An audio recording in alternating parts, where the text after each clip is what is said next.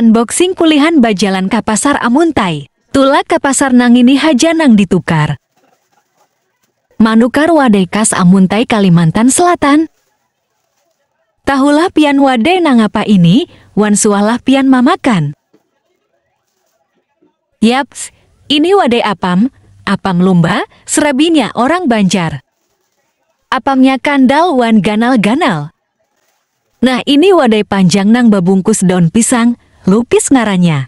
Terbuat dari beras ketan, kemudian dijarang atau direbus sampai matang. Lanjut wadai nang sagi 4 babungkus daun jua, wadai pais sagu ngarannya.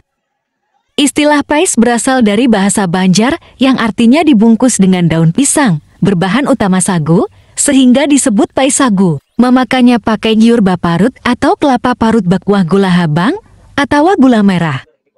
Nah ini ulun mencobai wadai pais sagu dulu.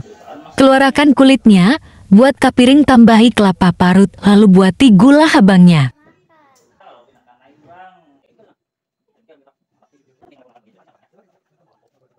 Nyaman banar pais sagunya, ini wadai kesukaan ulun banar, sekali coba bisa membuat orang katagihan.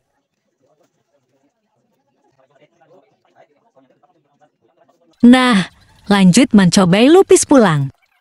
Berbeda dengan lupis Jawa yang berbentuk segitiga, lupis kalsel berbentuk bulat panjang, dijual dengan harga Rp5.000 hingga Rp10.000 per porsi. Ini tadi ulun menukarnya Rp7.000 sebatangnya. Sama kayak pais sagu jua, dibuati jiur baparut wan kuah gula habang. Nah ini wadai apam pulang, setengah haja ulun mamakan, apamnya ganal kada telah ulun mahabisakan. Alhamdulillah, nyaman banar. Mun buhan pian ke Amuntai wajib mencobai kuliner khas Amuntai ini. Terima kasih yang sudah menonton video ulun. Maaf bahasanya bacampur-campur, bahasa Banjar wan bahasa Indonesia.